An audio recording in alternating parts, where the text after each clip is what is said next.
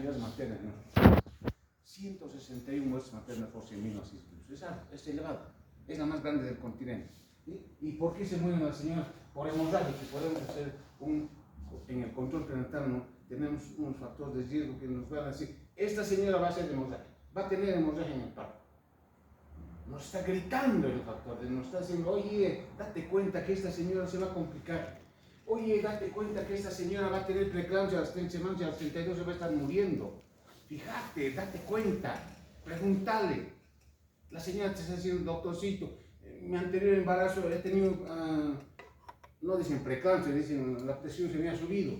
O mi hermana ha tenido en su embarazo presión alta y hasta ataques le ha dado, ha convulsionado. Y eso no estoy tomando en cuenta, no me estoy dando cuenta y la paciente va a tener preeclampsia y se va a morir. O una sepsis obstétrica. Esas son las principales causas de mortalidad materna. Y aquí, este otro cuadro, miren, Bolivia, 161 muertes maternas por 100.000 nacidos. Si aquí hubieran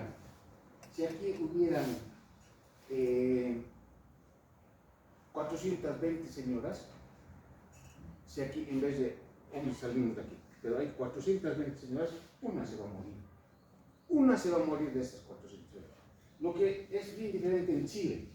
15 muertes maternas por 100.000 nacidos vecinos de aquí. ¿Alguno de ustedes es chileno? ¿Peruano? ¿Nada? ¿Son todos boliches? En Chile se muere de 34 señoras, se va a morir, número de muertes maternas, perdón, aquí, número de muertes maternas, ¿no? De 420 pacientes, una se va a morir. En Chile, no me estoy dando cuenta de esto, de 34 muertes, no, es que, aquí está, aquí está. En Bolivia se mueren de 230 señoras, una se va a morir. Si aquí vieron 230, una se va a morir. En Chile, de 3.800 señoras, una se va a morir. ¿Sí? O sea, de 3.000 pacientes se va a morir. Pero nosotros son de 200 pacientes, se va a morir una. Si aquí vieron 200 mujeres embarazadas, una se va a morir. Entonces ese es el riesgo cuando una paciente se embaraza en Bolivia. Y esto, todas estas pacientes recibieron atención por personal de salud. Se supone una atención especializada, una atención con un personal capacitado, no especializado, pero capacitado. De estas que hacen control prenatal, de estas señoras, de 10, 5 se van a morir. Aquí dice, de 10, 5 se mueren. Esas son estadísticas. En el parto, de 10, 4 se van a morir. En el puerperio, de 10, 2 se van a morir. Miren que estamos haciendo mal el control prenatal. Estamos atendiendo mal a las pacientes. Y este cuadro que he hecho, miren los objetivos de desarrollo del milenio. En 2015 tenían que tener 104 muertes maternas por 100.000 nacidos vivos. Entonces los gobiernos, o la OMS, de hecho a Bolivia, tienen que hacer algo en 1990 porque nuestra mortalidad era muy alta. Entonces han creado ciertos bonos. El Seguro Nacional de Maternidad y Niñez, con prestaciones gratuitas, Seguro Básico de Salud, aumentan las prestaciones para que las pacientes lleguen a la maternidad o a los hospitales. El SUMI, famoso SUMI, el Seguro Universal Materno Infantil.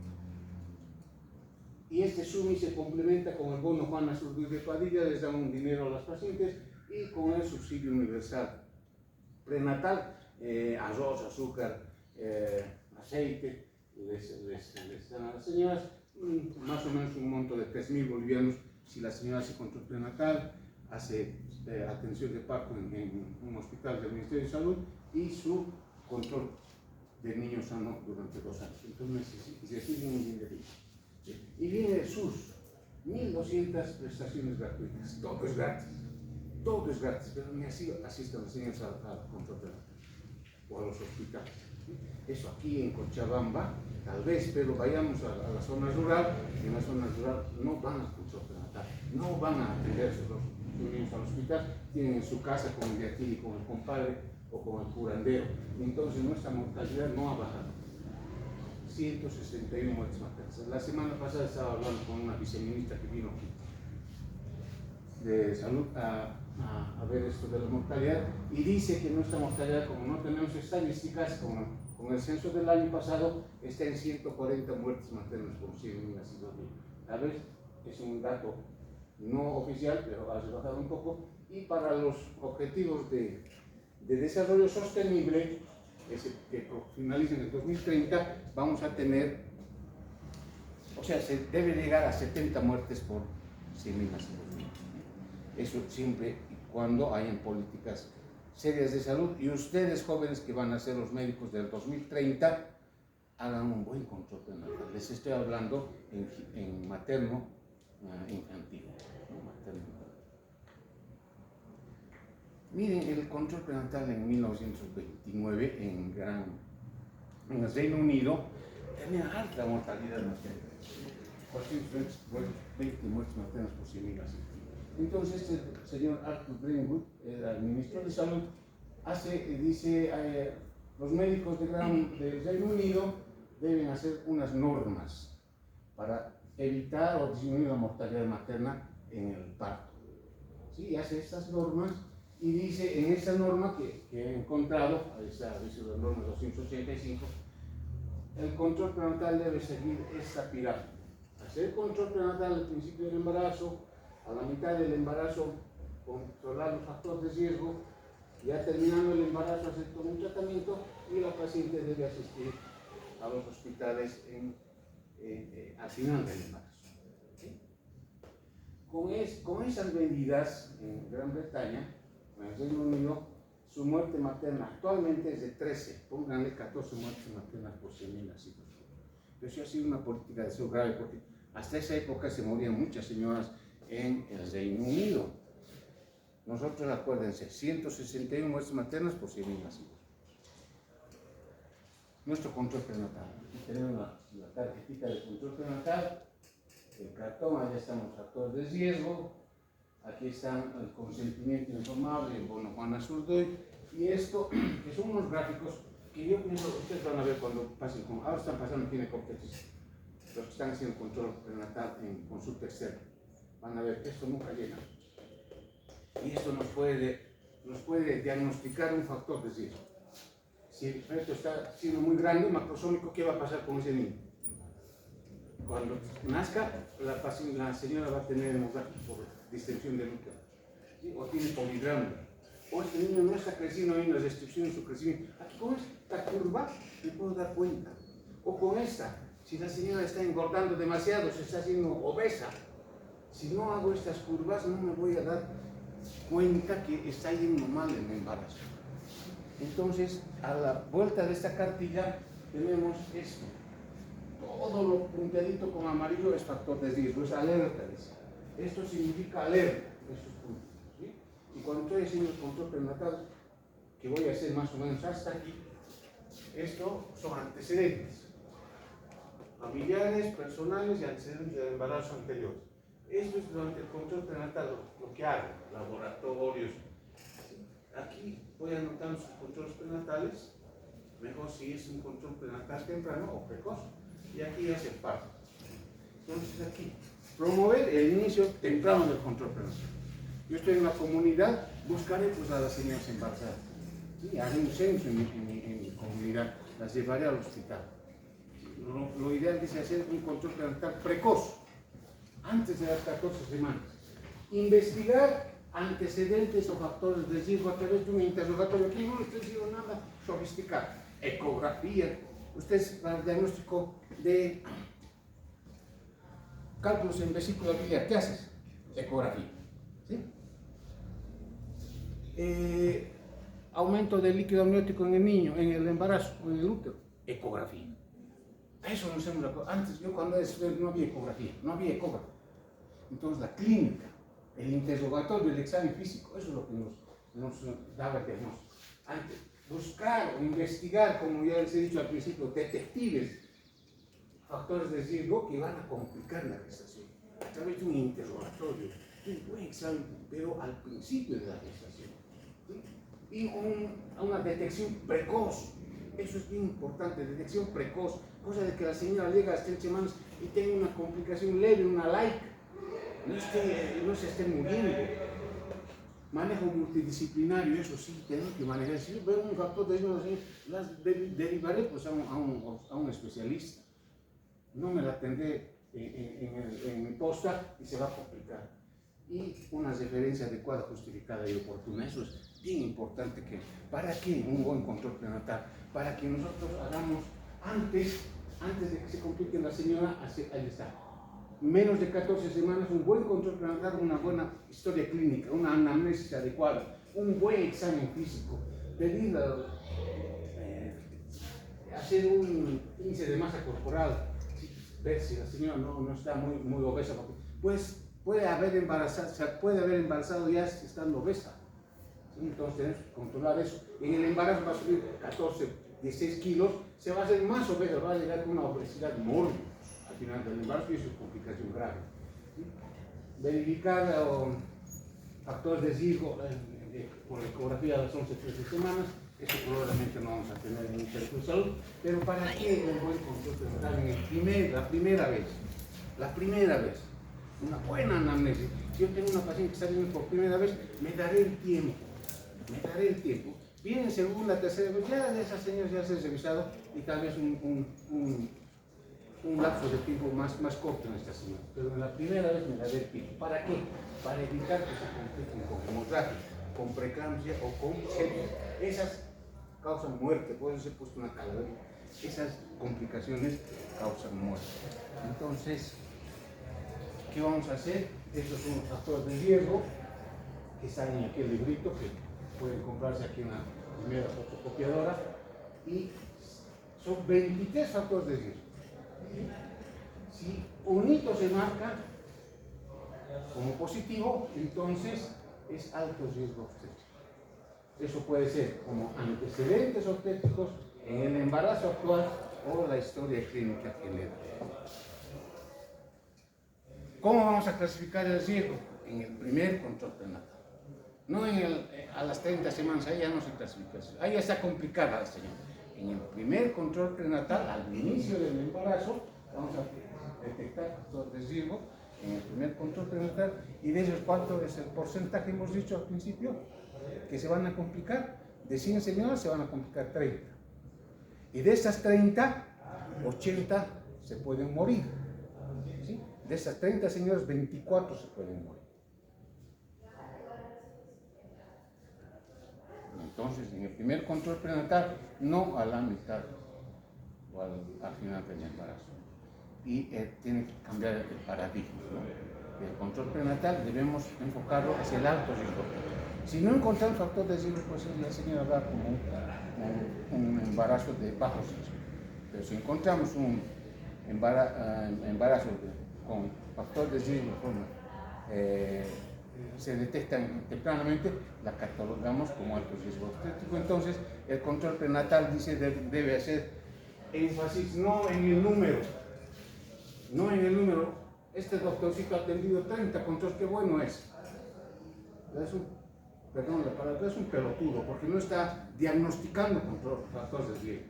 Está en el número, sí, es bueno para los sedes, es buen médico. Pero el que diagnostica factores de riesgo, haciendo énfasis en la calidad del control prenatal, es el mal médico. Porque se va a demorar en el control, en el primero, se va a demorar mucho más y le van a estar reclamando. ¿Sí? Entonces, el control prenatal, dice la atención central de una persona, es la única oportunidad que tenemos nosotros de detectar factores de riesgo, de evitar que esta señora se complique. Y entonces, ¿se acuerdan de 1929? Pasado es eso de Bren, en Reino Unido, pero dice este otro, Christus Nicolaides dice, la pirámide del control prenatal no debe ser así, debe invertirse. ¿Por qué? Porque se debe estratificar el riesgo en las pacientes al principio de la gestación. Si estás riendo, puedes irte a reír a otra parte. Hey, que estás tomando foto, por favor. 40 minutos de atención a esto, nada más.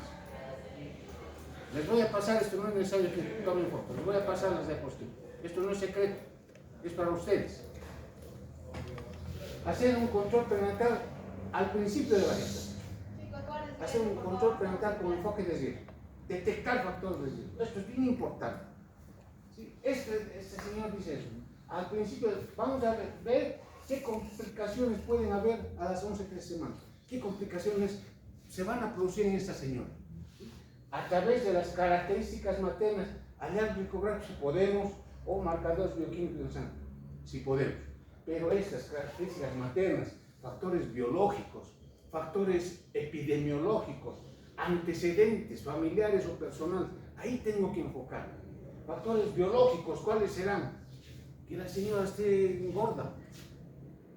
¿Sí? Factores epidemiológicos, en el contexto donde vive, si hay dengue, o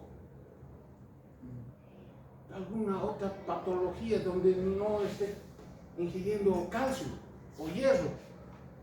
Sí, entonces tengo que darme cuenta de eso. Cosa de que a las 22 semanas, un poquito más de los 5 meses, reevalúo el riesgo. Pero aquí ya he detectado y estoy empezando a hacer tratamiento. Aquí es bien importante. Vamos a ver enseguida. A las 22 semanas reevalúo este factor de riesgo. Cosa de que a las 36 semanas la señora vaya sin complicación, esté sin complicación, porque ya la he tratado desde el principio.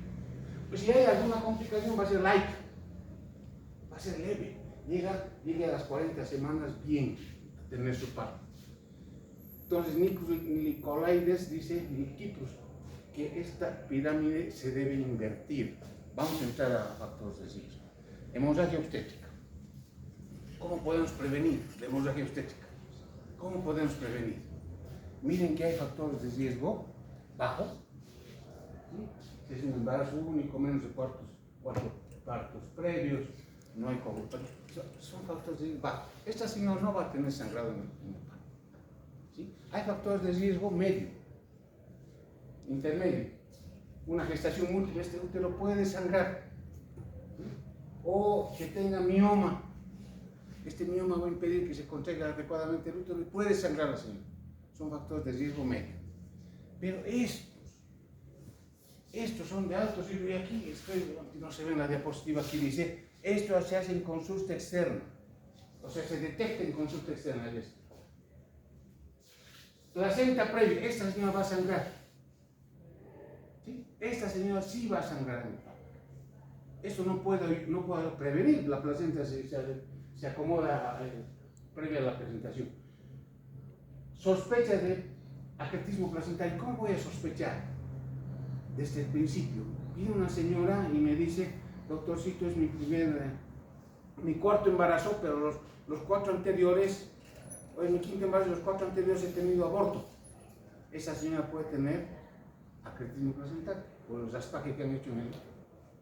O sea, doctorcito, este es mi 4º embarazo, pero mis 3 embarazos anteriores han sido cesárea. Cesárea es igual a acretismo placentario. Entonces yo tengo ya que parar las orejas y tal vez a estas señoras referir a un centro de mayor capacidad. Plaquetas en un examen de sangre menor a 100.000, sangrado activo al ingreso al hospital o coagulopatía. Pero esto, jóvenes, hemoglobina menor a 9. Pero si tiene anemia, ¿por qué va a sangrar? ¿Qué tiene que ver la anemia con que sangre en el parto? Yo estoy detectando esto a las 14 semanas que tiene una hemoglobina menor a 9.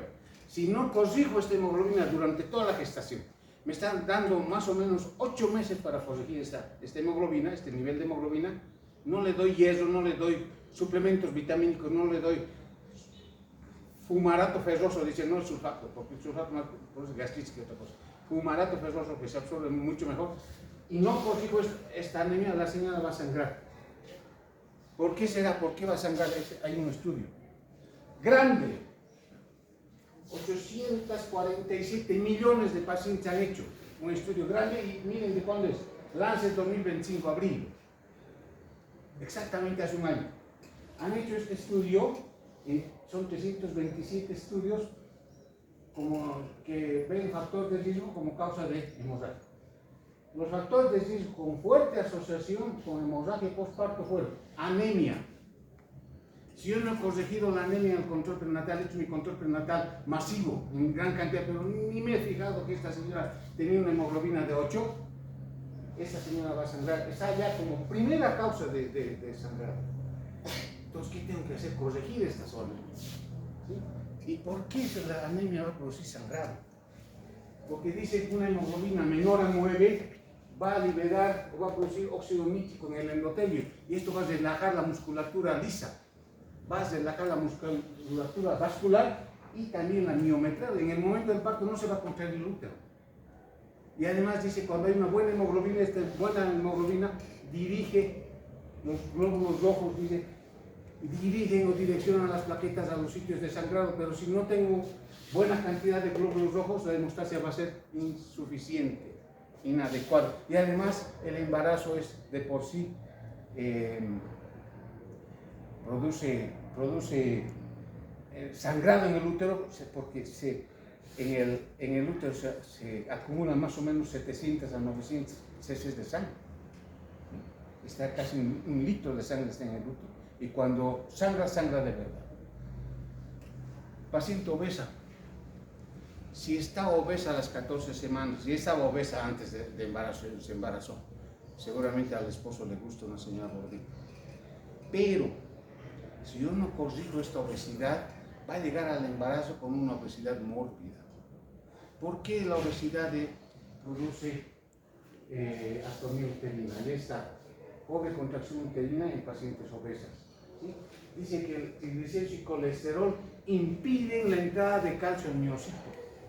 Si no entra calcio al miocito, no se va a producir la contracción del miocito. ¿Sí? Es bien importante que entre calcio al miocito.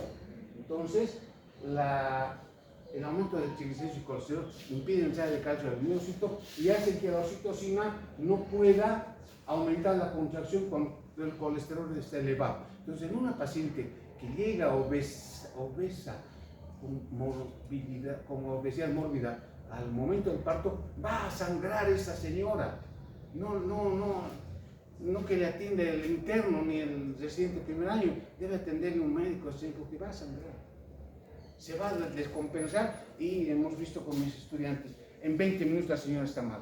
20 minutos, aquí no necesitamos 3-4 horas. En 20 minutos ya está mal. Entonces, tenemos que evitar estos factores, o sea, controlar estos factores. Preeclampsia. En la preeclampsia, en el interrogatorio, en el control prenatal, yo voy a hacer este interrogatorio. Hay factores de riesgo alto y factores de riesgo moderado. Hay un factor de riesgo alto. En el anterior embarazo he tenido preeclampsia, doctorcito, y en el primero también. Esta señora va a hacer preeclampsia. Sí o sí. Sí tiene factor. Oh, mi hermana ha tenido preeclampsia y mi mamá también. Ha subido su presión y mi hermana incluso ha tenido ataque convulsionado. ¿Sí? Es un factor de riesgo grande. Si no me doy cuenta, no tomo en cuenta, esta señora se va a complicar. Otros factores de riesgo moderados. Índice de masa corporal, como la obesidad, es un factor de riesgo grave. Índice de masa corporal mayor a 25, embarazo en la adolescencia, que es muy común en nuestro medio, o cualquiera de estos otros factores de riesgo van a propiciar que haya preeclampsia. Entonces, ¿qué puedo hacer yo? No necesito aquí nada sofisticado.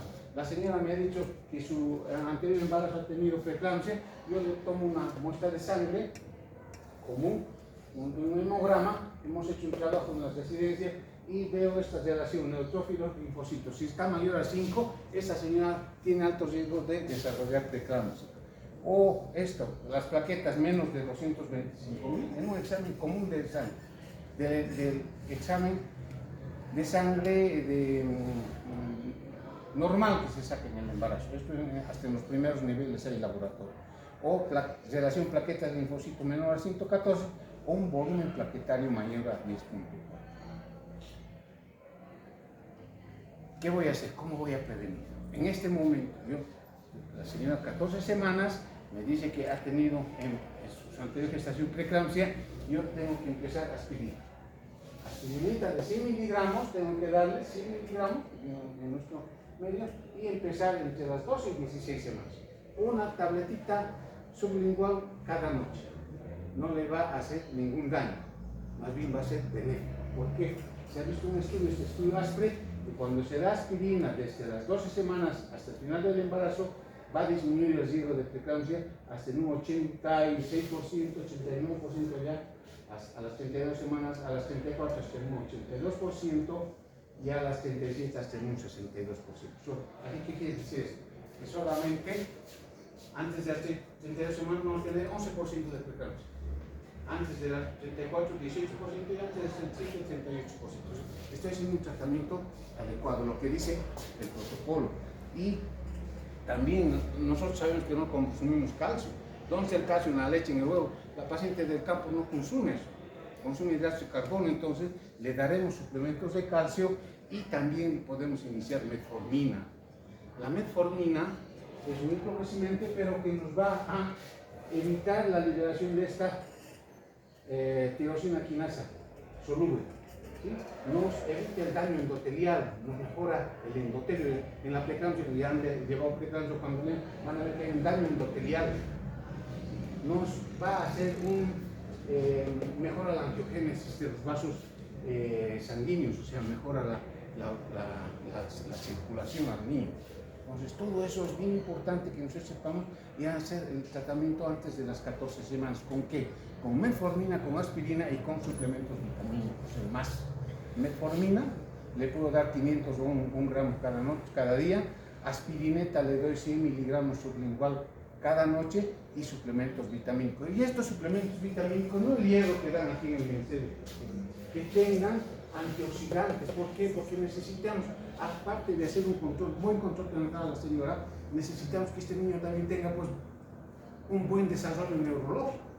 ¿Sí? No sea el micrero o el policía concepto de ahí afuera, sea como ustedes, ¿sí? Que han llegado al 5º año de medicina con un buen desarrollo neurológico. ¿Por qué? Porque seguramente sus mamás han consumido antioxidantes y estos antioxidantes son importantes para el desarrollo neurológico adecuado del perfecto.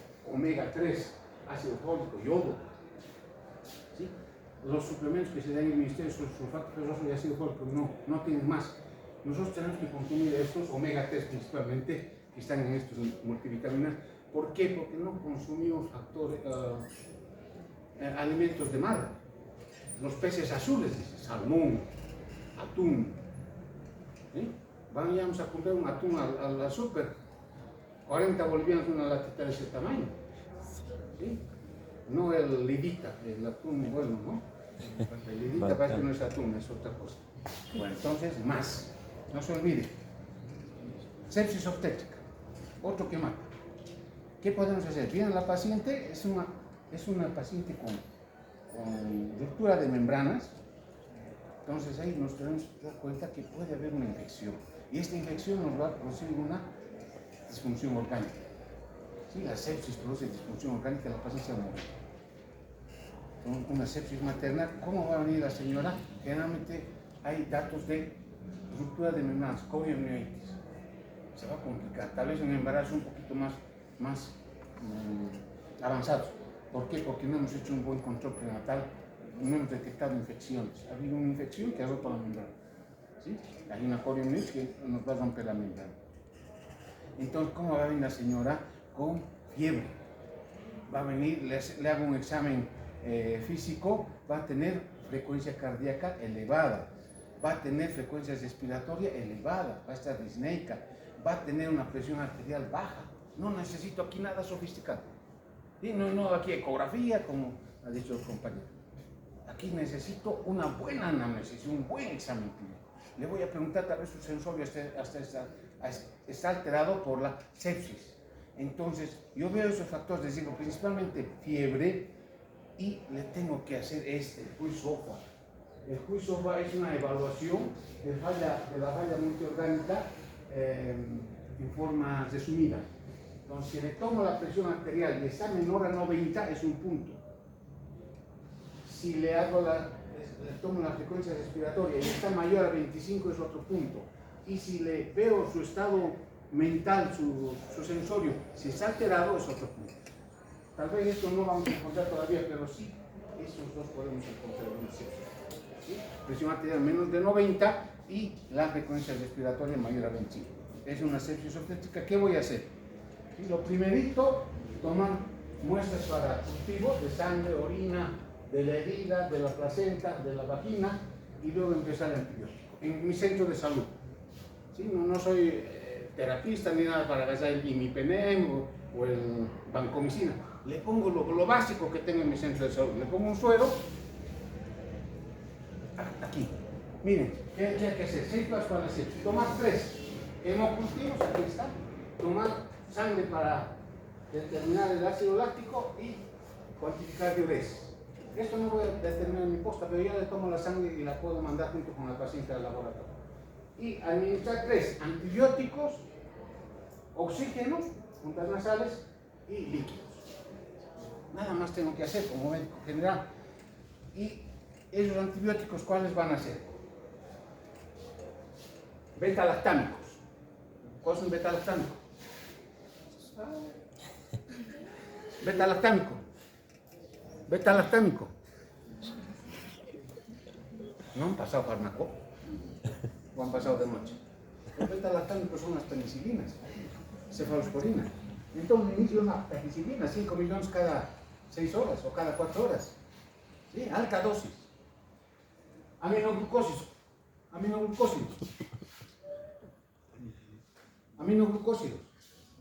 Tú tienes que saber si no. Aminoglucósidos.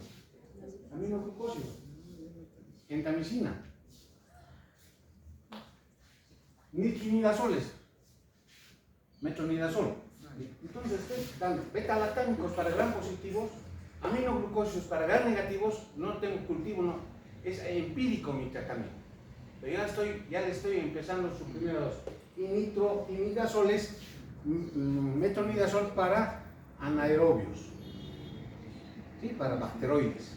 Entonces con eso estoy cubriendo todo lo que pueda venir. Con el cultivo ya el médico sabrá qué hacer, ¿no?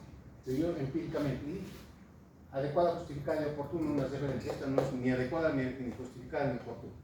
Así les referimos en nuestro país. ¿Cómo hacen los gringos?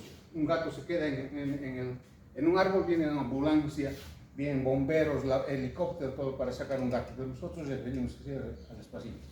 Amenaza de parto pequeño, muy común. Van a pasar por la maternidad. De 10 pacientes internadas, 9 son amenazas de parto preterno. ¿Y quién nos está aquí poniendo en riesgo? Al feto. El feto va a nacer de 3 semanas, prematuro. ¿Sí? El prematuro tiene 3 déficits. ¿Cuál será? Fondo estatural, va a ser chiquito, bajito, flaquito. Inmunológico, muy susceptible a enfermedades. ¿Sí? Enfermedades de todo y de nada. Y lo más importante, un déficit neurológico. Ha salido a las 30 semanas, cuando debía salir a las 40, su sistema neurológico no ha terminado de desarrollar. Ese chiquito va a ser medio soncito. Entonces tenemos que evitar eso. ¿Ya? Amenaza de parto preterno, ¿qué voy a hacer? Factor de riesgo. Factor de riesgo. Miren que está enfatizando un factor de riesgo cada diapositiva. Ahí está un factor de riesgo. ¿Sí? Entonces yo veo que la señora tiene contracciones, tiene disminución de la longitud cervical o tal vez tenga dilatación, factor de riesgo, examen clínico, ecográfico laboratorio, es un nombre. Pero aquí tengo datos de una amenaza de parto preterno. Tienen contracción, dilatación, borramiento antes de las 37 semanas. ¿Qué voy a hacer? Le voy a iniciar progesterona. 200 miligramos vía vaginal cada día. Con esto evito que haya contracciones, ¿sí? Mejoro el flujo, evito la inflamación en el útero con la progesterona y además le pongo betametasona intramuscular a la señora 12 miligramos por 2 dosis. ¿Para qué? Para madurar a este niñito que está ya, que tiene tendencia a nacer. Le maduro los pulmoncitos, ¿sí? Previniendo que va a nacer, que tenga mejor pronóstico en la vida extrauterina. Eso hago. Hay estudios, ahí están, que dicen incluso nos disminuye el costo de la pasilla. No nos interesa mucho el costo, pero tenemos que hacer eso.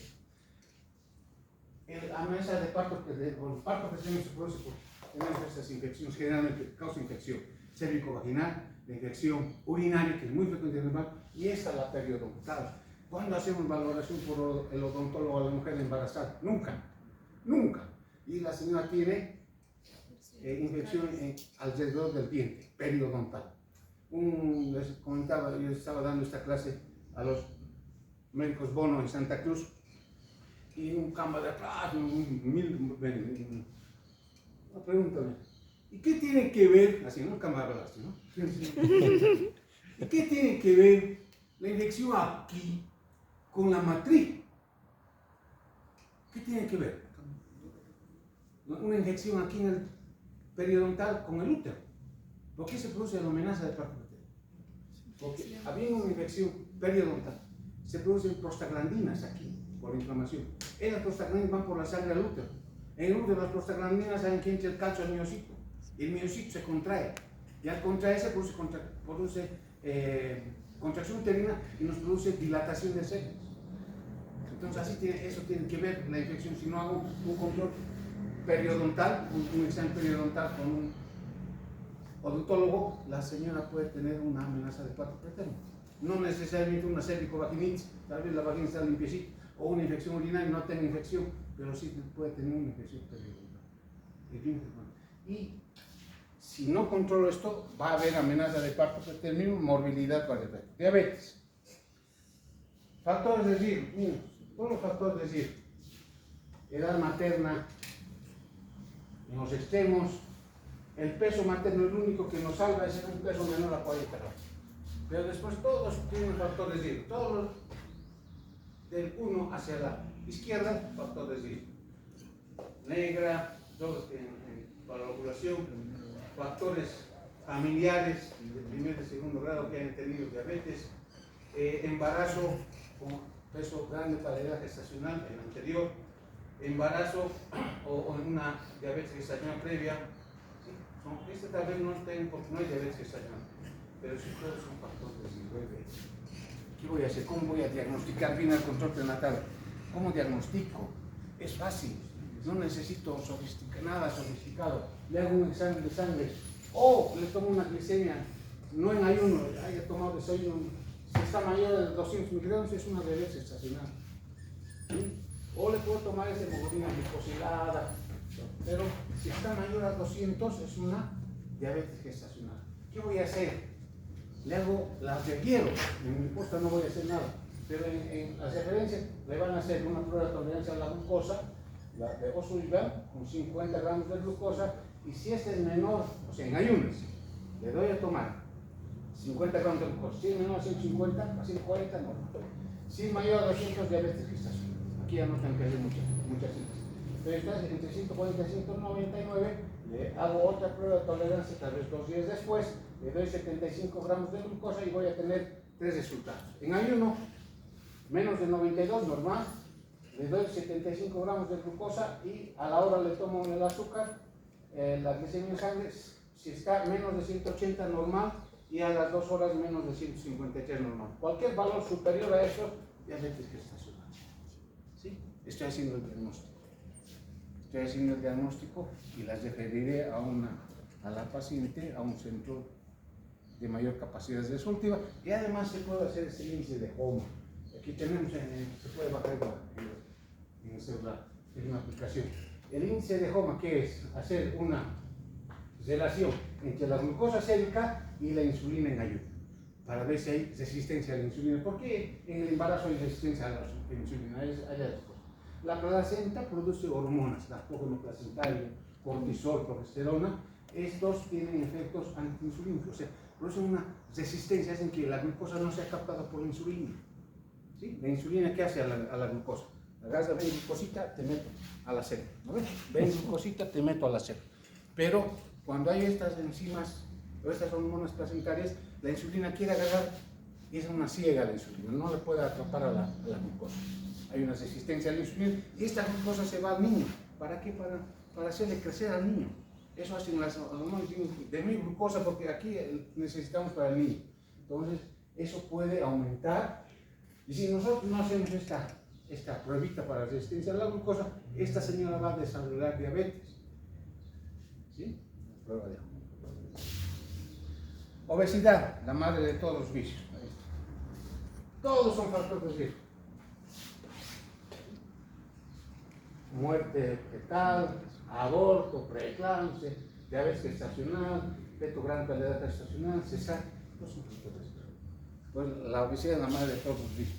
¿Cómo hago diagnóstico? A través de esto. Aquí puedo hacer diagnóstico. Si el señor está aumentando más de lo debido a través de la situación humana, está aumentando el peso más de lo normal. No está entre estos percentiles. ¿Sí? Incluso la altura uterina está creciendo. ¿Por qué? Porque la mamá obesa, el niño también va a ser grande. ¿Sí? Entonces, esto es un chileno, en control parental chileno. Ahí tenemos esto, pero este tenemos aparte entonces. Y el control parental chileno está ahí y le está diciendo a la mamá que está de bajo peso, está normal, o está con sobrepeso o está obesa. Está diciendo que la mamá se cuide, pero ella no se va a cuidar por sí sola. ¿Sí? Si nosotros no hacemos un diagnóstico, vamos a tener esto. La mamá obesa va a tener preeclampsia, mayor riesgo, hipertensión, mayor riesgo, diabetes, mayor riesgo, y esto. Desarrollo intelectual del futuro bebé va a estar deteriorado, su sistema neurológico del niño, inútil. Ya lo está matando ese niño va a ser mi creo policía. Sí, entonces, ¿qué tenemos que hacer? Un manejo multidisciplinario. Sí, yo no voy a poder manejar el endocrinólogo, el obstetra, el materno, etc. Enfermedad tiroidea, igual. ¿Por qué nosotros somos hipotiroideos? No consumimos productos de mar. ¿Sí? No consumimos yodo. Hay sal yodada, dice, pero la mamá dice, sal yodada, salerito, cuesta 2 pesos la bolsita. Pero esta sal yodada, esta sal sin yodo, cuesta 30 centavos, ¿cuál compro? Yo estoy en el campo, soy una mamá que tengo 6 hijos. ¿Cuál compro? 30 centavos. ¿Sí? No tiene yodo. Entonces, necesitamos yodo. Y por eso vamos a ser hipotiroideos. Es muy frecuente en nuestro medio. Y tenemos que hacer examen de sangre para ver cómo está la TSH, la T4 libre. Dice que al principio de la gestación, por la HCG que aumenta un poquito, que está posicionada la placenta, aumenta la T4 libre, ¿sí? Y disminuye la TSH al principio de la gestación, pero después se debe normalizar. Entonces, si tenemos valores alterados, tenemos que hacer ese diagnóstico. Tal vez eso no vamos a poder hacer en un centro de salud primario, pero sí tenemos que tener allá. Gestación en zonas yodo deficientes en la dieta. Eso es aquí, por donde está la Universidad Univalle, ¿qué se llama? Tiquipaya. ¿Sí? Hay muchos pacientes con ocio endémico de Tiquipaya. Y antecedentes de, índice de masa corporal mayor a 40. Con esos 2 factores de riesgo puedo hacer un diagnóstico de hipotiroidismo. ¿Y cuáles van a ser las consecuencias? Si yo no hago tratamiento, no le doy estos suplementos vitamínicos que tienen yo, no estoy haciendo ningún reclame a nada. He agarrado estos suplementos que tienen Gestapi, Madre, un montón nos regalan los pescadores. El único que tiene hierro en buena cantidad, yodo en buena cantidad, es el Fortalex. No estoy haciendo reclame ese Fortalex, pero ese tiene. Ustedes vean la composición. Ese tiene yodo, el Fortalex. Entonces le daremos Fortalex para, por lo menos, suplementos de yodo. ¿Qué vamos a tener? Efectos deleterios del desarrollo neurocognitivo del niño. Un consciente intelectual bajo, un menor desarrollo motor y del habla. Vamos a tener un déficit de atención, vamos a poder tener un aborto. Pero el niño se está afectando aquí. Ya terminamos. Entonces, las conclusiones. ¿Qué tenemos que hacer en todos los centros de salud? ¿Cómo tiene que dirigir el control parental? ¿Sí? tiene que hacerse una inversión de esta pirámide, ponerla al revés y hacer una pirámide invertida del control prenatal que sea el nuevo paradigma en todos los niveles de atención del país. ¿Sí? Ustedes van a hacer eso. Ustedes no el viejito o el García que ya está viejito, ya está de salida. Ustedes son los médicos de mañana. Especificar la importancia de factores de riesgo en el control prenatal. Me tengo que dar cuenta, tengo que ser el detective para evitar las complicaciones. Inicio precoz de tratamientos preventivos. Para evitar la hemorragia, ya te pregunto, para evitar la hemorragia, hola, para evitar la hemorragia, ¿qué hago? Hierro. ¿Qué controlo? ¿Qué tratamiento hago? ¿Ah? Para evitar la hemorragia, para evitar la hemorragia, evito que la señora tenga anemia, ¿sí? Para evitar la hemorragia, para evitar la preeclampsia, ¿qué hago? ¿Qué le doy? ¿Tú eres del MAS? ¿Eres del MAS? ¿No? Jura, a ver, más, metformina, aspirina, suplementos vitamínicos. ¿Sí? Tengo una paciente con infección periodontal, nos va a hacer una amenaza de parto pretérito, nos puede romper la bolsa. ¿Qué tengo que hacer? Darle progesterona y betametasona para el minuto. ¿Sí? O tengo una paciente que ya tiene una infección en control prenatal, una infección en fiebre. ¿Qué tiene que ser? El QI-SOFA. El QI-SOFA, ¿qué nos marca? La frecuencia respiratoria mayor a 25, la presión arterial sistólica menor a 9 a 90 y el sensorio. QI-SOFA, no necesito nada sofisticado.